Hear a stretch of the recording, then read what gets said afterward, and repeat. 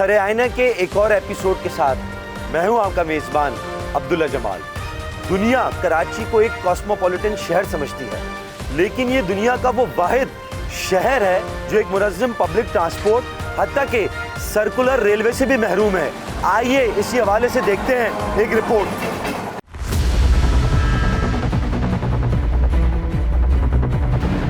Karachi circular railway की इब्तिदा 1962 में हुई। ये सिटी स्टेशन से रिंग रोड तक मेट्रो ट्रेन के नाम से चलती थी। 1970 तक मजमूई तौर पर यौमिया 93 ट्रेनें चलती थीं और सालाना 60 लाख अफराद सफ़र किया करते थे। 1990 की दिहाई में कराची सर्कुलर रेलवे की आमदनी में वाज़े कमी आना शुरू हुई और 1994 तक बदतरीन माली बहरान का शिकार हो गया और कहा जाता है कि इसकी वजह रिश्वत और बदनवानी के साथ रेलवे की वजारत ट्रांसपोर्ट से मुंसलिक अफराद को सौंपना था, जिसके बाद ट्रेनें बंद कर दी गईं। 1999 में मुकम्मल तौर पे बंद करके शहरियों को निजी ट्रांसपोर्टर्स के रहम करम पर छोड़ दिया गया।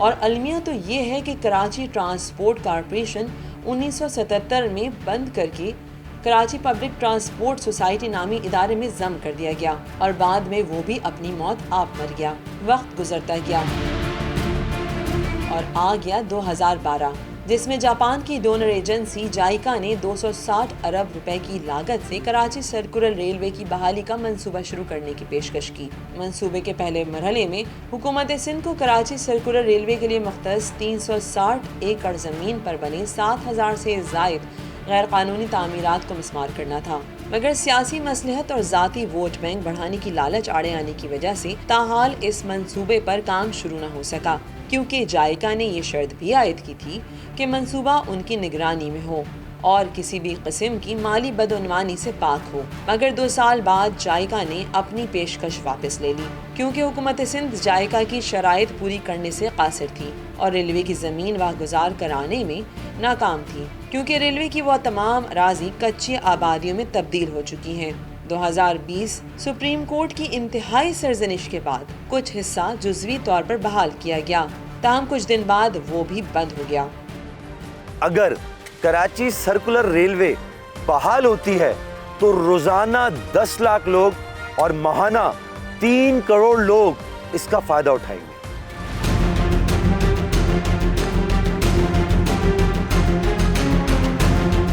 बस में अब सफर कैसा है और बस में मौजूद बुजुर्गों को किन मसाइल का सामना है, इनके साथ बैठते हैं और इन्हीं से पूछते हैं।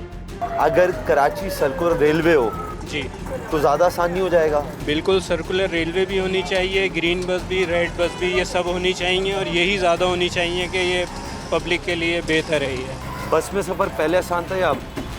पहले तो रोड में इतना ट्रैफिक नहीं था, अब ट्रैफिक ज़्यादा बढ़ गया है, रोडों की हालत खस्ता हो गई है, प्रॉब्लम्स बढ़ गई है। अच्छा ये बताएं कि ये बस जो है ये कंफर्टेबल है? नहीं, कंफर्टेबल नहीं है। इसमें जगह जगह तो ऐसे भी तो बास्ते में कपड़े भी फट जाते हैं, ठीक है, और ब्रेक जब लगता है तो बंदा गिरता है जाके। सर्कुलर रेलवे शहर में हो तो आसानी हो जाएगी। आसानी हो जाएगी, जाहिर सी बात है। जो लांडी करेंगी, जो दूर के एरियाज़ वाले हैं वो डिस्ट्रीब्यूट हो जाएंगे, रोड पे थोड़ा सा लोड कम हो जाएगा। अच्छा, इस बस में अगर आप 1 घंटा सफ़र करते हैं तो सर कमर की घुटनों की सत्यानाशी हो जाती है। अब आसान है मुश्किल है सफ़र करना? बहुत मुश्किल है। क्यों?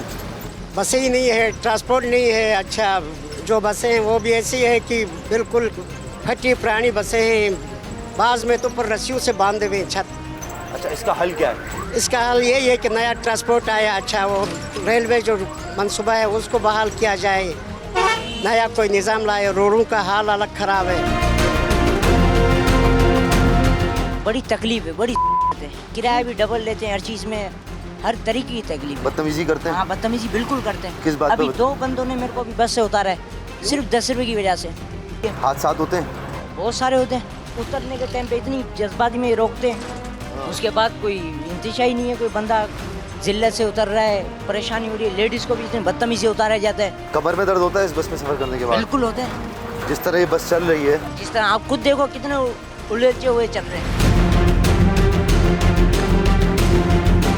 सबसे पहले तो लेडीज और जेंट्स का निजाम अलग होना चाहिए। क्या होता है? आप देख सकते हैं कि लेडीज के बिल्कुल पीछे बैक साइड के ऊपर जेंट्स बैठा हुआ है, हाथ टच हो जाए, पाँव टच हो जाए, XYZ कोई भी मसले मसाइल हो सकते हैं। इसमें हमारी यहाँ गलती नहीं होंगी, गलती होगी बस वालों की, क्योंकि उनको चाहिए ये चीज़, कन्वेंस उनकी है, हर चीज़ उनकी है। ठीक है ना, उनको चाहिए कि लेडीज जेंट्स का निज़ाम अलग करें। बसों में वारदातें होती हैं। इन बसों में वारदात बहुत ज़्यादा होती है। बाज़ औक़ात ये होता है कि ड्राइवर कंडक्टर भी मिले हुए होते हैं इस चीज़ के अंदर कि भाई वो थोड़ा सा आगे गए, उनके अपने बंदे चढ़ेंगे, सबको लूटेंगे, नीचे उतर जाएंगे। चिंची का सफ़र कैसा है? चिंची का सफ़र इंतहाई घटिया है, क्योंकि सबसे बड़ी बात, सबसे ज़्यादा रोड एक्सीडेंट में इनका हाथ होता है। सही है, कोई रोकथाम नहीं है। सबसे बड़ी बात है कि इनको परमिशन जो दी है वो दिखाओ हमें। कैसा लगेगा अगर आपको बस में जगह ना मिले, लेकिन मंजिल तक पहुंचना भी जरूरी हो, महदूद किराया देने की सकत हो और मुतबादिल बस की छत हो? बस की छत पे सफ़र क्यों कर रहे हैं आप? बस क्या करें, जगह मिलती नहीं है, लटक लटक के जाते हैं, पाइपों पर लटकते हैं, कभी इधर कभी उधर, और किराया पूरा का पूरा मांगते हैं ये। अच्छा, छत पे भी किराया पूरा? किराया पूरा, चाहे पाइप पे लटक के जाओ, किराया इनको पूरा दो। गिरो या मरो, ये तुम्हारी जिम्मेदारी है। खतरनाक नहीं है ऊपर बैठना? क्या करें, मजबूरी है। इस पे छतों पे कीले निकली में है, बैठो तो चुप जाती है, आगे बढ़ो तो चुप जाती है। क्या करें, किसको बोला? तकलीफ दे सफ़र है ये? हाँ ना, बिल्कुल तकलीफ है सफ़र है भाई। छत पे बैठ गए? छत पे आना देखो कैसी परेशानी में आ रहे हैं। तो आप चिंची में सफ़र क्यों नहीं करते? चिंची के अंदर किराया बहुत है भाई। ट्रैफिक पुलिस ने रोकती है? हाँ ना, रोकती है, पैसे लेते हैं वो लोग भाई। ये खड़ा हुआ ना, वो कितने देते हैं पैसे बता पुलिस वालों को? पुलिस आपसे पैसे लेती है? भाईजान लेती भी है, चालान भी खाती है। कोई ऐसा होता है 100-50 लेके भी छोड़ देता है, कोई ऐसा होता है चालान भी देता है। अच्छा, लोगों को छत पे बैठने में मसला नहीं होता? लोगों को शौक है, अगर हम जितना भी मना करेंगे उतना ही बैठते हैं। इसको मैंने मना करा, ये बैठ गया। अब हम लोग मजबूर हो। छत पे बैठ के आते हैं, छत पे बैठ के जाते हैं। छत पे बैठने की वजह क्या है? नीचे जगह नहीं होती। जो लेडीज बैठी है महफूज है? नहीं नहीं, मैं लेडीज के ऊपर जेंट्स चढ़े हुए होते, पीछे नीचे जाके तो देखो, रेंजर्स वाले उतार के मारते भी हैं, फिर भी ये बिठा लेते हैं बस वाले। आप कभी अपनी औलाद को कहेंगे बस की छत पर सफ़र करो? नहीं नहीं भाई, क्या हो गया? क्यों? क्योंकि खतरनाक चीज़ है ना, जानलेवा चीज़ है ये तो। 3 दफ़ा रक्शे में बैठा हूँ चिंची में, और वो कल्टी हुआ है। कल्टी मतलब? लेडीज गिर गया, पलट गया शराब बोर्ड पे, हाँ शफीक मोड़ पे 2-3 दफ़ा ऐसे सीन हुआ। लेडीज से दब गई नीचे, टांग टूट गई उनकी, किसी का सर फट गया। सुनो टीवी वालों ने जो हमारे आवाज़ को आगे तक पहुंचाने के लिए कदम उठाया, अल्लाह ताला इनको खुश रख के इनको तरक्कियां दे। इस वक्त बस की छत पे हम बैठे हुए, कोई अपनी मर्ज़ी से बस की छत पे बैठना नहीं चाहता, ना ही अपनी औलाद को ये बोलना चाहता है, लेकिन चूँकि मजबूरी है, ये बस इस वक्त चलती फिरती एक बहुत बड़े ख़तरे की अलामत है। सिंध हुकूमत को, वज़ीर ट्रांसपोर्ट को, जो पॉलिसी मेकिंग में है, उनको ये सोचना पड़ेगा कि खुदारा होश के नाखुन लें, थोड़ा इस कौम के बारे में सोचें, लोगों के बारे में सोचें, सियासत से हट कर सोचें, थोड़ा इनकी फलाह के बारे में सोचें। देखें किस तरह ये छत पे बैठ के अब अपने आप को महफूज समझते हैं, क्योंकि बस में नीचे इनके साथ वारदात हो जाती है। ये बहुत बड़े अलमिये हैं, ये बहुत बड़े साने हैं, इस पर सोचना पड़ेगा। मुझे ये बताओ कि आवाम को बस में सबसे ज़्यादा मसला क्या होता है? आवाम में मसला ये होता है, गाड़ियाँ नहीं हैं और सीटें नहीं हैं और किराया बहुत ले रहा है भाई, ये मसला है। अगर गाड़ी नया आ जाए, पहले तो ये 1900 थे, अभी तो ये 100 भी नहीं रह गया। ज़्यादातर है 12 रिश्के वाले चलते हैं, वो तो सारे छोटे लड़के चलाते हैं, उनके पास तो ना NIC है और ना लाइसेंस है। अब देखो यहाँ तेरे सामने आएंगे, वो तकरीबन 1200-2000 रिश्के। इस वक्त हम चिंची वालों के पास जा रहे हैं, ज़रा चिंची वालों से बात करते हैं। अस्सलाम वालेकुम। कैसे भाई? वालेकुम सलाम। कितने अरसे से चिंची चला रहे हैं? हम 3 महीने से चला रहे हैं। 3 महीने से? जी। चिंची चलाते हुए कोई मसला होता है? नहीं, कोई मसला नहीं है। चिंची में लेडीज़ जेंट्स कंपार्टमेंट एक ही अलग अलग है? अलग अलग है, लेडीज सामने बैठते हैं, जेंट्स इधर। जी। अच्छा, आपके यहाँ ड्राइविंग लाइसेंस वगैरह है? नहीं, हमारे पास तो नहीं है। NIC है। कागजात हैं?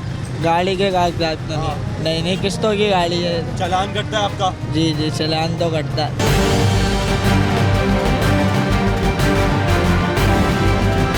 हम इस वक्त NAD यूनिवर्सिटी कराची में मौजूद हैं और हमारे साथ डॉक्टर नुमान अहमद, जो कि dean architecture and management sciences NAD university हैं और कराची सर्कुलर रेलवे और कराची के ट्रांसपोर्ट के निज़ाम के हवाले से ये तहकीक का वसी तजर्बा रखते हैं। सर, KCR कराची के लिए क्यों ज़रूरी है? देखिए, हर बड़े शहर को ट्रांसपोर्ट की सर्विस फराहम करने के लिए एक ऐसा सस्ता और एक्सेप्टेबल निज़ाम चाहिए होता है जिसमें आवाम की बड़ी तादाद अपनी रहाइश की जगह से जाके और काम की जगह तक सफ़र कर सके।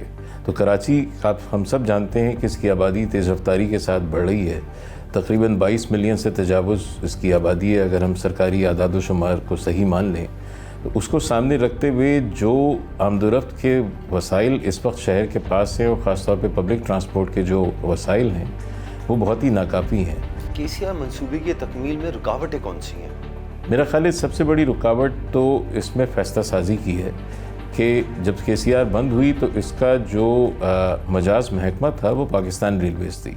तो पहले ये तय हुआ था कि पाकिस्तान रेलवेज़ ही इसको आगे कंटिन्यू करेगा, लेकिन फिर इसमें बहुत सी और चेंजेस आते रही। वक्तन फ़वक्तन ये बात भी ज़ेर गौर रही कि इसके लिए एक अलग खुद मुख्तार महकमा तरतीब दिया जाए, जिसका नाम उस ज़माने में कराची अर्बन ट्रांसपोर्ट कॉरपोरेशन रखा गया। सर, टेक्निकली कितने अरसे में ये काम हो सकता है अगर सही बिल के साथ किया जाए? मेरा ख्याल है कि 30 महीनों के अंदर ये काम बआसानी हो सकता है, अगर इसके बिल्कुल वाज़ेह माइलस्टोन्स तय किए जाएँ, जो मजाज महकमा है उसको ऑन बोर्ड लिया जाए। किसी भी प्रोजेक्ट में मंसूबे में ताख़ीर होती है, उस पर लागत बढ़ जाती है, इसका कोई ज़िम्मेदार होता है? देखिए, ज़िम्मेदारी उसके तो हुकूमत के बहुत से तरीक़ेकार हैं कि अगर किसी प्रोजेक्ट में कोई कॉस्ट एस्केलेशन होती है या कोई और किस्म की बेज़ाब्तगी पाई जाती है तो हुकूमत अपने तौर पे उसकी जांच पड़ताल करती है, इंक्वायरीज़ कराती है। ये सब चीज़ें अपनी जगह हैं, वो तरीक़ेकार भी खासा माकूल है। लेकिन असल चीज़ ये है कि अगर इस तरीक़ेकार के एग्जिस्ट करते हुए जो मजमूई निज़ाम है उसमें बेहतरी ना आए तो फिर इस सारी सिचुएशन पे सवाल उठते हैं। हक़ाइक़ क्या हैं और माहिरीन केसीआर के हवाले से क्या राय रखते हैं, हम आपको दिखाएंगे एक ब्रेक के बाद। Welcome back. अब चलते हैं शो के बकिया हिस्से की तरफ। अगर कराची सर्कुलर रेलवे को बहाल किया जाता है तो सिंध हुकूमत को 360 एकड़ ज़मीन दरकार है, जिसमें 70 एकड़ ज़मीन पर कब्जा है, जहां 4500 के करीब मकानात और 3000 दीगर तामीरात भी मौजूद हैं। अगर हम केसीआर के मुकम्मल ट्रैक की बात करें तो इसकी शुरुआत रिंग रोड स्टेशन से Gulistan Jauhar, Gulshan Iqbal, Nazimabad, Yaseenabad, Liaquatabad, Manghopir, site, Baldia, Lyari, tower, city station, PIDC और कराची कैंट के साथ साथ शाहराह फैसल, चनेसर गोड, शहीद मिल्लत से कारसाज और फिर रिंग रोड तक जाता है। रेलवे की अराजी पर तजावुज़ात के जिम्मेदार कौन से इदारे हैं? आइए जानते हैं इन इलाकों में जाकर कि किस तरह रेलवे ट्रैक को तबाह कर दिया गया, किस तरह ये रेलवे ट्रैक नशे के आदी अफराद की अमाजगाह बन गए और किस तरह उन्होंने अपना माल समझ के इन पटरियों को उखाड़ दिया।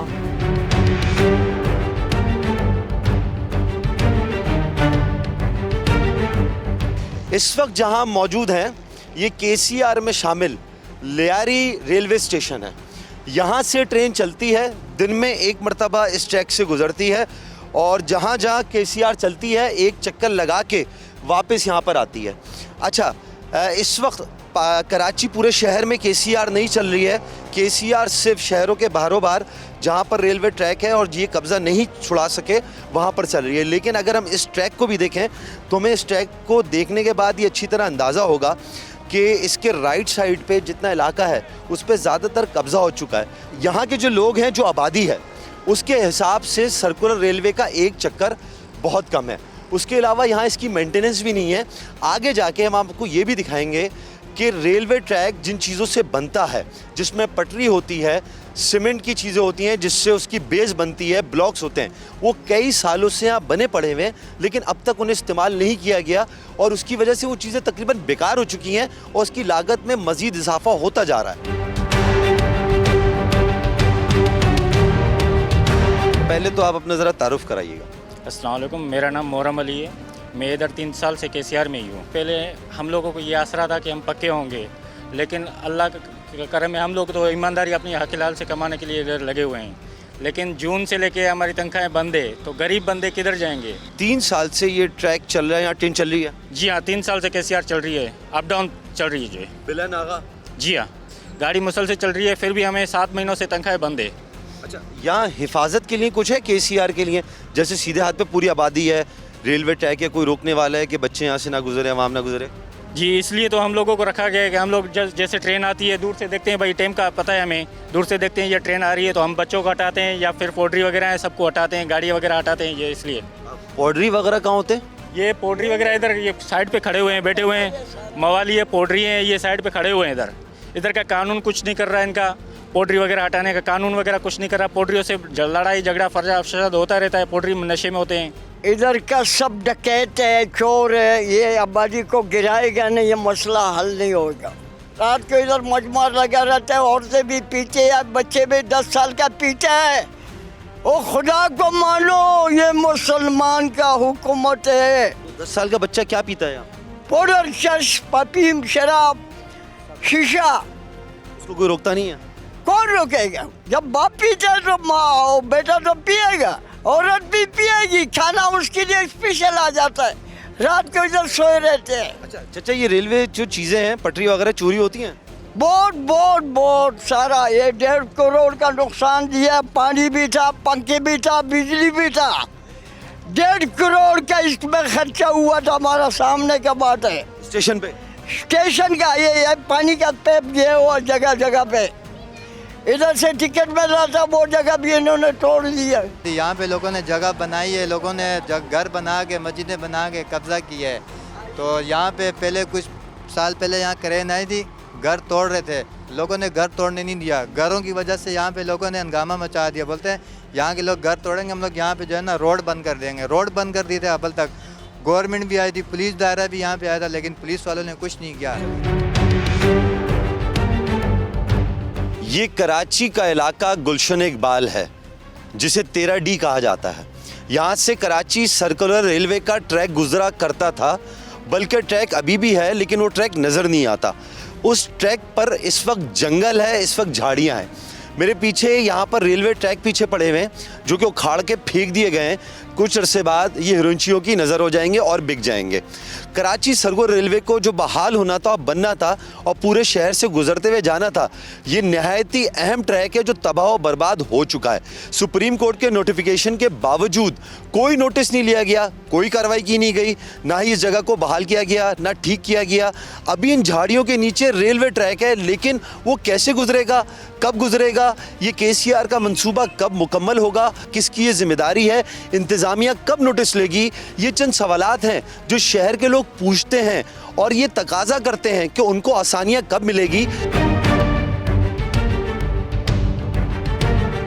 कराची सर्कुलर रेलवे की बहाली के लिए जो गैर कानूनी तामीरात को मस्मार किया गया, उसका नतीजा क्या निकला?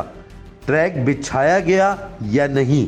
सुप्रीम कोर्ट के अहकामात पर कितना अमल दरामद हुआ?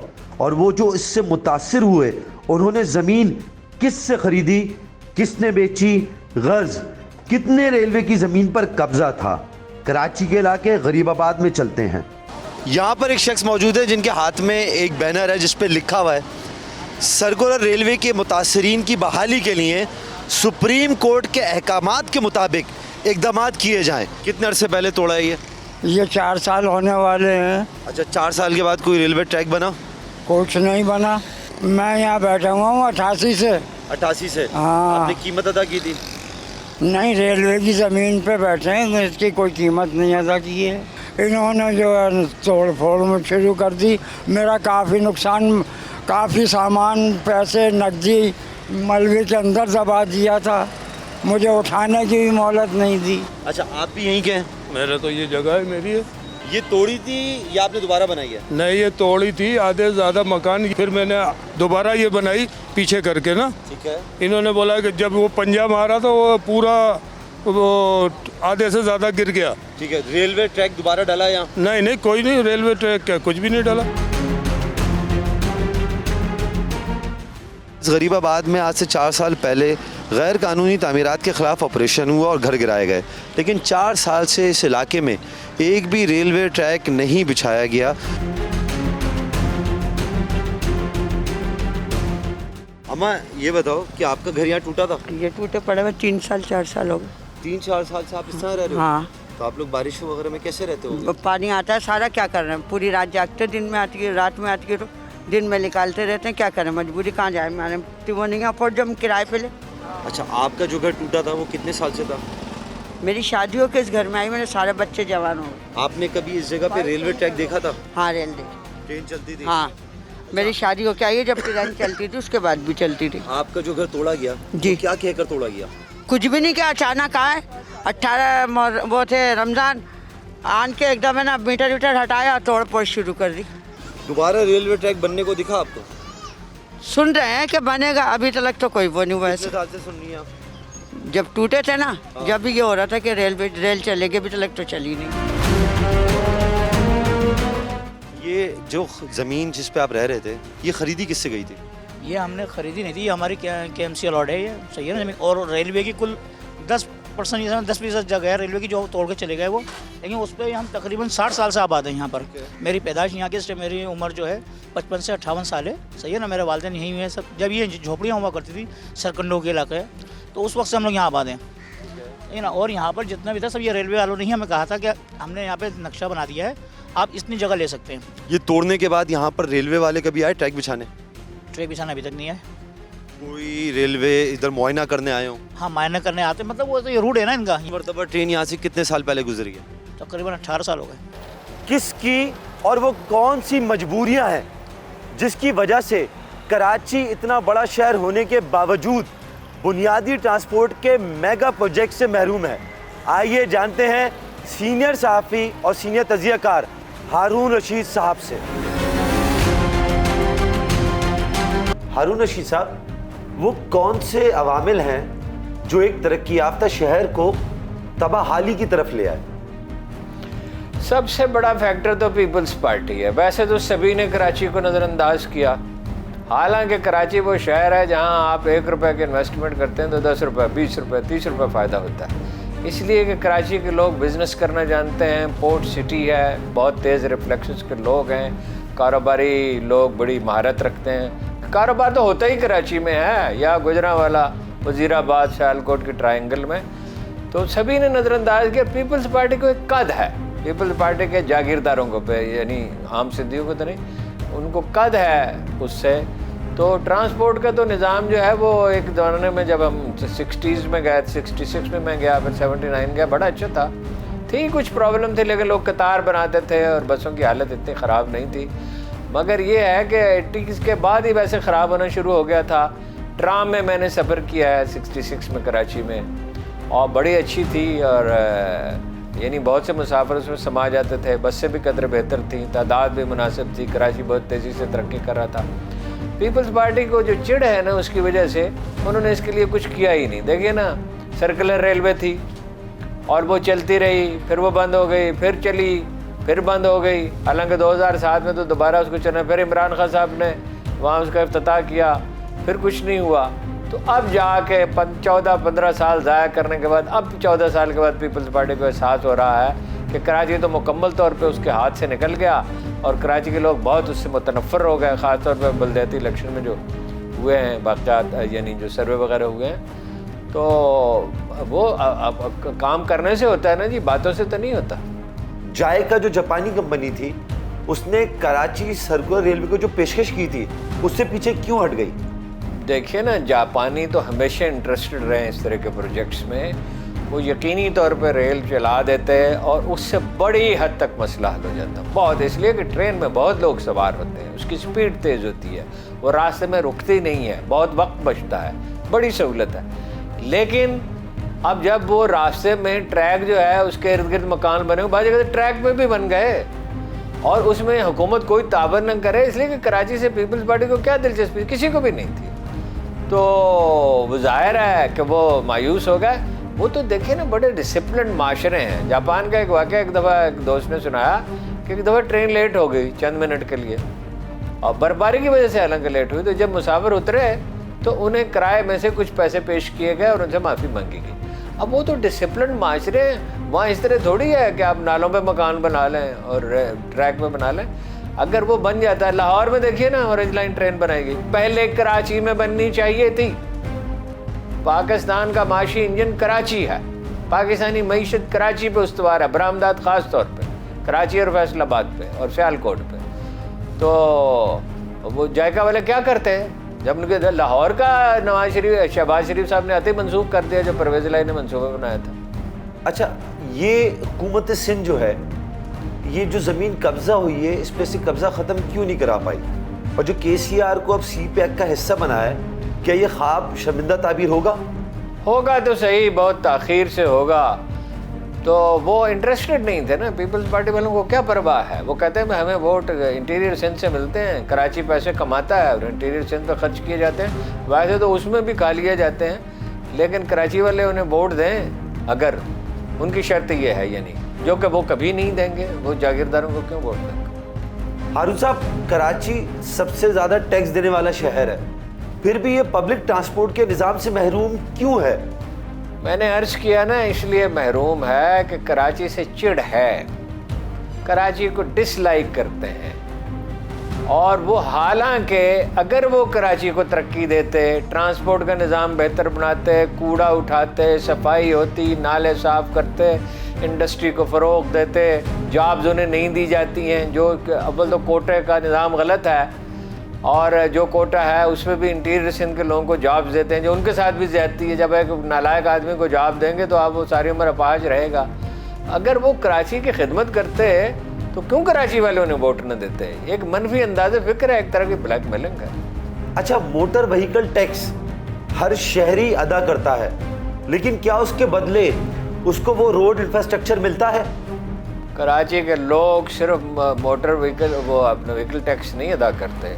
कराची के लोग 33% इनकम टैक्स सारे मुल्क का कराची से जमा होता है। वैसे भी ज़्यादातर टैक्सेस कराची से आते हैं, तो वो टैक्स तो हर तरह के देते हैं, वो तो मजबूरी है, उन्हें देने ही पड़ते हैं। तो ये तो दर्द और एहसास की बात है ना, किसी को एहसास हो कि कराची पाल रहा है पूरे सिंध को, बस एक लिहाज से पूरे मुल्क में भी सबसे ज़्यादा कंट्रीब्यूशन उन्हीं का है। ये तो एहसास की बात है। जब आपकी ज़हनियत ही मनफी हो तो उसको क्या कीजिए। केसीआर की लागत में मुसलसल इजाफा हो रहा है, इस नुकसान का जिम्मेदार कौन है बताइएगा? इस नुकसान का जिम्मेदार पीपल्स पार्टी है। भाई देखिए ना, अब ये क्या जवाब है कि जी वहाँ पे मकान बन गए। भाई आप जैसे भी है, सिर्फ मसला वो ट्रेन ट्रांसपोर्ट का नहीं है, बन गए हैं उसकी वजह से जगह जगह पे मकान बन गए हैं, तो बारिशें तबाही लाती हैं और सारा निज़ाम मुअत्तल होता है। कूड़ा उन तंग गलियों में कैसे जमा किया जा सकता है, पानी कैसे पहुंचाया जा सकता है। जब वो एहसास ही नहीं है तो कैसे मसला हल? उन्हें शहर को चिंगजी के सपुर्द कर दिया, या मोटरसाइकिल है। हारून रशीद साहब से गुफ्तगू के बाद चलते हैं एक ब्रेक की जानिब। Welcome back after the break. अगर पड़ोसी मुल्क भारत के 2 शहरों में सर्कुलर रेलवे के निज़ाम की बात की जाए, जिसमें कोलकाता की आबादी तकरीबन 1,51,34,000 है, 36.2 किलोमीटर पे मुहित कोलकाता सर्कुलर रेलवे सन 1875 से चल रही है, जो यौमिया 36,000 मुसाफिरों को उनकी मंजिल तक पहुंचाती है। 34 स्टेशन पर मुश्तमिल कोलकाता सर्कुलर रेलवे को साल 2021 में अप्रैल से दिसंबर तक तकरीबन 10 करोड़ इंडियन रुपए की आमदन हुई। अदाद-ओ-शुमार के मुताबिक मुंबई की आबादी तकरीबन 2,09,61,000 पर मुश्तमिल है। सिर्फ मुंबई शहर में चलने वाली रेल की तादाद 2,342 है, जिसमें यौमिया तकरीबन 75 लाख मुसाफिर सफ़र करते हैं। इंडिया के शहर मुंबई में चलने वाले मसरूफ तरीन ट्रैक का फासला 34 किलोमीटर है। रोजाना की बुनियाद पर इस सर्कुलर रेलवे में सफर करने वाले लोगों की तादाद एक अंदाजे के मुताबिक 40% है।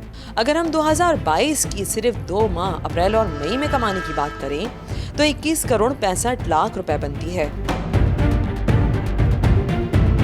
अगर बात करते हैं बांग्लादेश के शहर ढाका की, जिसकी रवा बरस में आबादी तकरीबन 2,24,78,000 है। ढाका का शुमार दुनिया की गुंजान आबादी वाले शहरों में होता है, जहां ट्रैफिक की बुनियादी मसाइल को दूर करने के लिए हुकूमत ने ढाका सर्कुलर रेलवे बनाने का फैसला किया है, जिसका फासला 81 किलोमीटर होगा। ये मंसूबा 6 साल में मुकम्मल किया जाएगा। इसमें 40 स्टेशन भी तामीर किए जाएंगे। इस मंसूबे की तकमील के लिए 8.37 बिलियन अमेरिकी डॉलर्स का तखमीना लगाया गया है, जिससे यौमिया तकरीबन 35 से 68 लाख मुसाफिर मुस्तफीद होंगे। ढाका सर्कुलर रेलवे का ऑपरेशन 24 घंटों में 16 घंटे जारी रहेगा। ये सर्कुलर रेलवे आइंदा दिनों में सालाना तकरीबन 215 मिलियन से 305 मिलियन डॉलर कमा कर देगा। हारून रशीद साहब की गुफ्तगू सुनने के बाद ये अंदाज़ा हुआ कि सिंध हुकूमत की दिलचस्पी के बगैर केसीआर का मुकम्मल होना मुश्किल है। इसीलिए हमने पाकिस्तान पीपल्स पार्टी के MNA अब्दुल कादिर मंदूखेल साहब से रब्ता किया कि सिंध हुकूमत ने कितनी मर्तबा KCR के लिए वफाक से राब्ता किया।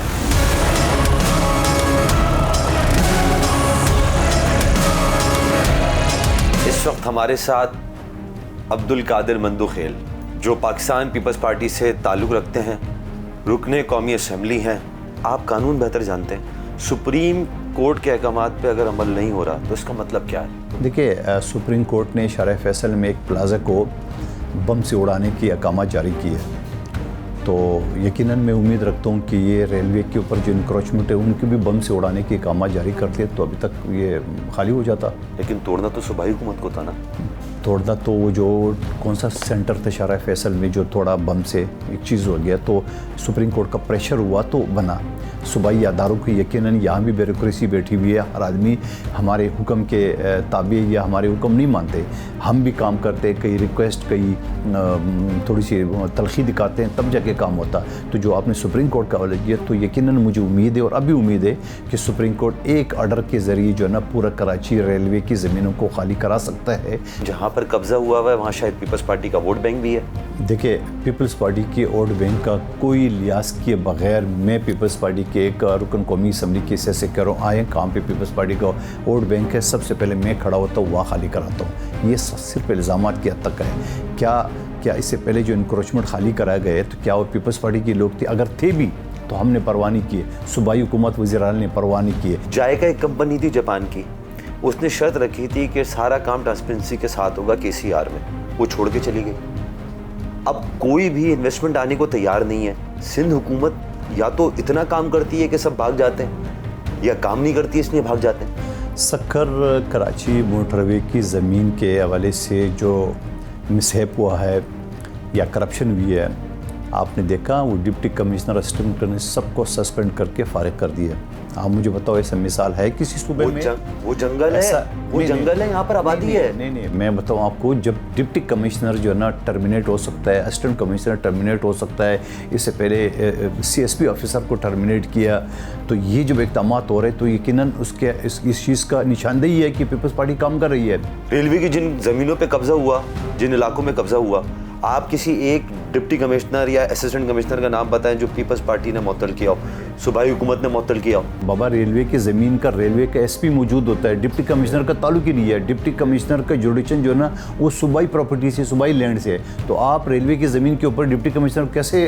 जब कब्जा हुआ था उसका जिम्मेदार कमिश्नर नहीं है, उसका जिम्मेदार रेलवे है, रेलवे की अपनी मैनेजमेंट है, रेलवे का अपना SP है, रेलवे का अपना थाना है, वो किसी के मातहत नहीं है, ना IG के मातहत है, ना किसी और के, वो वफाक के तहत। यानी सुप्रीम कोर्ट ने जो अहकामात दिए उस पर सूबाई हुकूमत को मायने नहीं रखती, वो पुलिस, रेलवे पुलिस खाली कराएगी, वो जगहों को जो मस्मार करेगी रेलवे पुलिस करेगी। जो रेलवे की ज़मीन है तो रेलवे करेगी। हाँ, उनको अगर सूबाई हुकूमत से या सूबाई पुलिस से मदद की ज़रूरत हो, पुलिस रेंजर से, तो वो यकीनन प्रोवाइड करेगी आर्टिकल 190 के तहत। ठीक है। बिन कासिम से लेके घोटकी तक कितनी रेलवे की ज़मीन पर कब्जा है? जी बिल्कुल है। और आप अगर सिटी स्टेशन से लें और बिन कासिम तक जाए तो रेलवे की कितनी ज़मीन पर कब्जा है? मैंने आपसे या तो पीपल्स पार्टी ओन नहीं कराती करती। नहीं, फिर आप थोड़ा मिसकोट कर रहे हो। अगर कराची से रेलवे ट्रैक जा रहा है तो रेलवे ट्रैक के दाएं बाएं जो स्पेसिफिक एरिया है वो रेलवे की प्रॉपर्टी है, उनका सूबाई हुकूमत से कोई ताल्लुक नहीं होता है, ना उनको कोई इख्तियार है। पहले देग रोड से शहर में आ रही है रेलवे। सुन ले, नहीं, जो शहर के अंदर प्रॉपर्टी आ रही है तब भी वो रेलवे की प्रॉपर्टी। अभी थोड़ी देर पहले मैं आपको बता देता हूँ, या शायद मैंने बताया, गेलानी स्टेशन है यहाँ पे कराची में।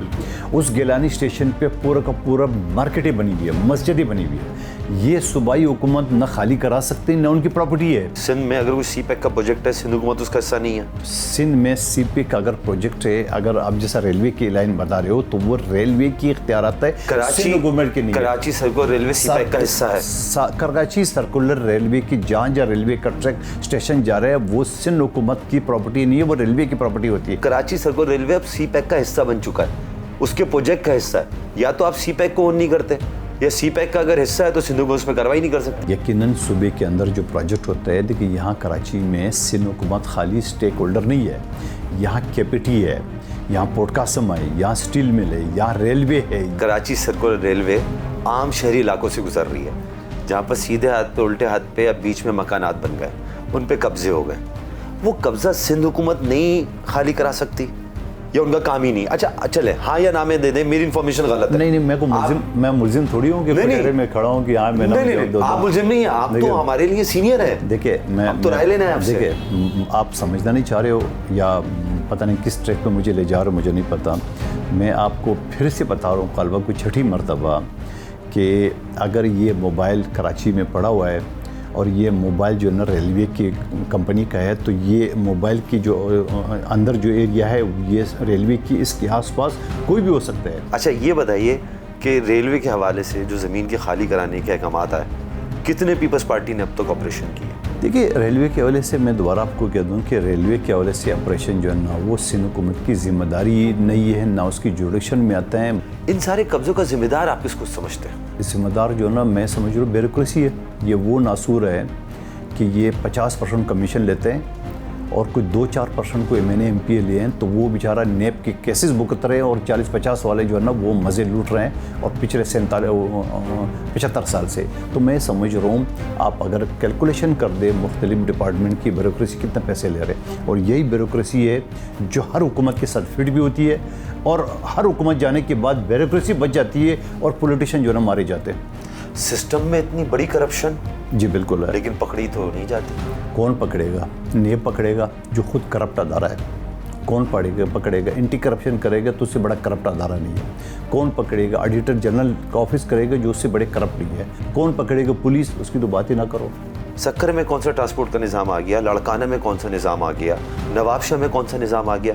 वहाँ तो ये निज़ाम है ही नहीं। आपने नवाबशाह में कायदे अवाम यूनिवर्सिटी देखी है? एक यूनिवर्सिटी आप कहते हैं बहुत है। अच्छा, क्या नवाबशाह में आपने कार्डियोवैस्कुलर हॉस्पिटल देखा है? क्या ये मुझे बताओ कि ये पूरे एशिया में इस लेवल का अस्पताल आपने देखा है कभी?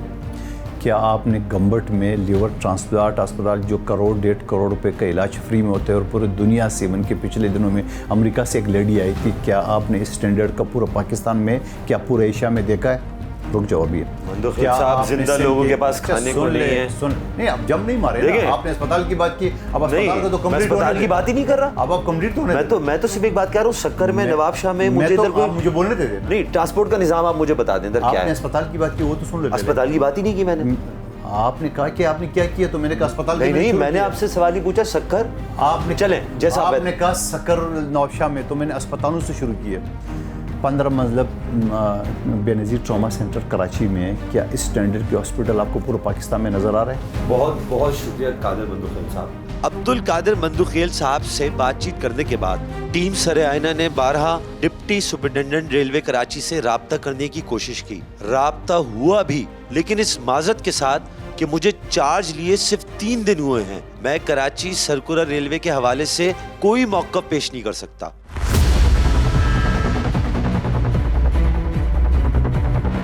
पाकिस्तान की इकोनॉमी की शहरक समझा जाने वाला कराची आज़ादी के 75 बरस बाद भी कब्ज़ों से आज़ाद नहीं हो सका। कराची की तरक्की के मंसूबे तो मौजूद हैं, मगर सियासत की चकाचौंध में सब मान पड़ चुका है और शहरी ये सोचते हैं कि ना नौमन तेल होगा, ना राधा नाचेगी। KCR को CPEC से मुंसलिक करने के बाद एक उम्मीद की किरण रोशन हुई है। देखते हैं उजाला कब नसीब होगा। इसी के साथ अपने मेज़बान अब्दुल्ला जमाल को दीजिए इजाज़त। अगले हफ्ते फिर हाजिर होंगे। फी अमान अल्लाह।